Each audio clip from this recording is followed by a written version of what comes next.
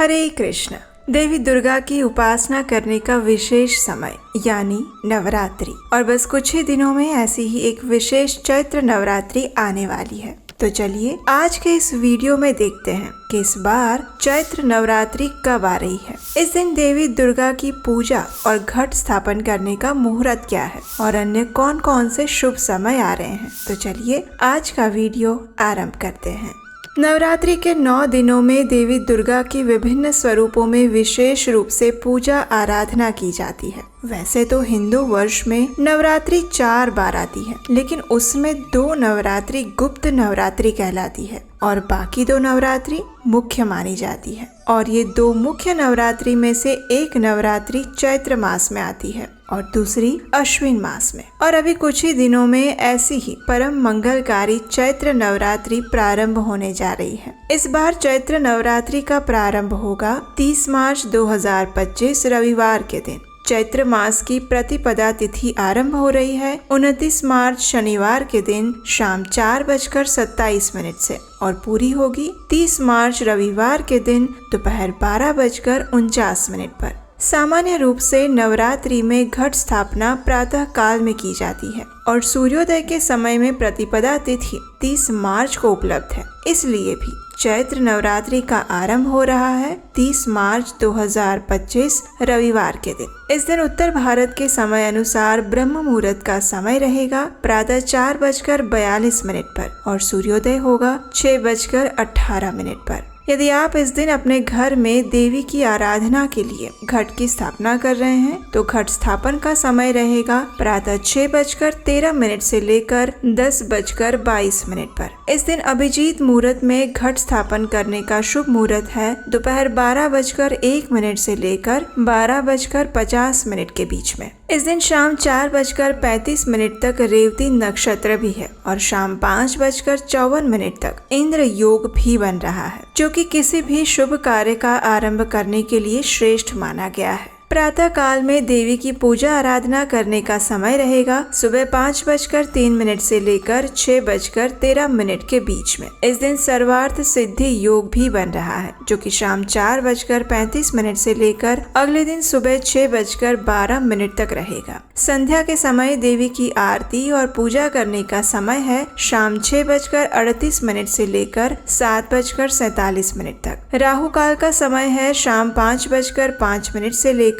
6:38 तक। नवरात्रि के पहले दिन देवी माता शैलपुत्री की पूजा आराधना की जाती है। माता शैलपुत्री यानी पर्वतराज हिमालय की पुत्री देवी पार्वती। इस दिन देवी दुर्गा के इस स्वरूप की उपासना की जाती है। नवरात्रि के दूसरे दिन माँ ब्रह्मचारिणी, तीसरे दिन माँ चंद्रघंटा, चौथे दिन माँ कुष्मांडा, 5वें दिन माँ स्कंद माता, छठे दिन माँ कात्यायनी, 7वें दिन माँ कालरात्रि, 8वें दिन माँ महागौरी और 9वें दिन माँ सिद्धिदात्री की पूजा अर्चना की जाती है। इस प्रकार 9 दिनों तक देवी दुर्गा के विभिन्न स्वरूपों की उपासना द्वारा भक्त माता को प्रसन्न करने का और आध्यात्मिक शक्ति प्राप्त करने का प्रयास करते हैं। देवी दुर्गा यानी भगवान श्री कृष्ण की बहिरंगा शक्ति, जो कि इस भौतिक संसार का संचालन करती है। हमारे शास्त्रों में भौतिक संसार को एक दुर्ग के समान कहा गया है।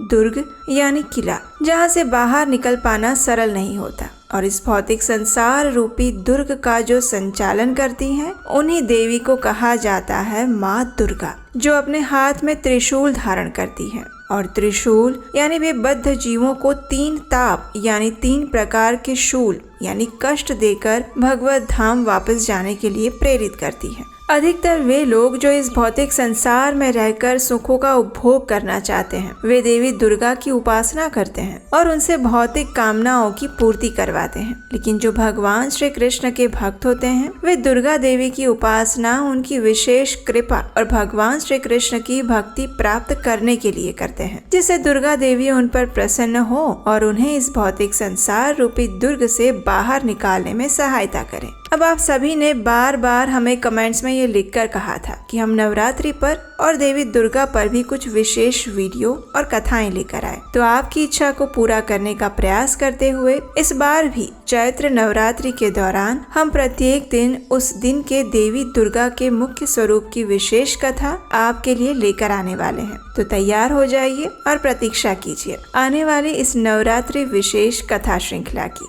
और उसे देखने के लिए और सुनने के लिए सिर्फ एक काम अवश्य करिएगा। याद से आपके अपने इस चैनल उपदेशाष्टकम को सब्सक्राइब कर लीजिए और साथ में जो बेल आइकन है उसे दबाकर नोटिफिकेशन ऑन कर लीजिए, जिससे कि आपको प्रत्येक दिन की हमारी नवरात्रि कथा सरलता से मिल जाए। और हाँ, आप हमारे व्हाट्सएप कम्युनिटी ग्रुप के साथ भी अवश्य जुड़िए, जहाँ हम कई बार ऐसी जानकारी साझा करते हैं जो हम सामान्य रूप से अपने वीडियोज में नहीं दे पाते। इस ग्रुप से जुड़ने से आपको और भी जानकारी सरलता से प्राप्त हो जाएगी। इस ग्रुप में जुड़ने के लिए डिस्क्रिप्शन में लिंक दिया गया है और स्क्रीन पर भी लिंक मिल जाएगा। अब देखिए, बुद्धिमान मनुष्य वो होता है जो उनकी उपासना यानी दुर्गा देवी की उपासना हायर कॉज के लिए करे, यानी कि उच्च लक्ष्य की प्राप्ति हेतु। और सर्वोच्च लक्ष्य है हमारे आध्यात्मिक जीवन में प्रगति और भगवत धाम की प्राप्ति। भौतिक सुख सुविधाएं तब तक रहेंगी जब तक ये शरीर है और फिर नष्ट हो जाएगी, लेकिन आध्यात्मिक उन्नति के लिए किया गया प्रयास इस शरीर के साथ भी रहेगा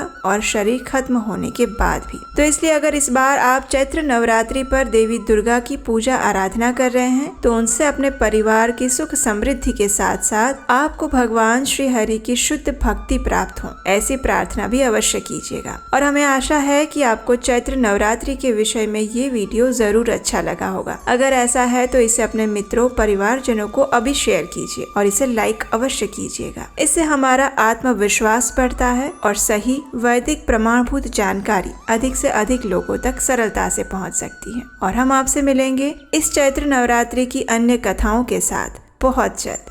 हरे कृष्णा।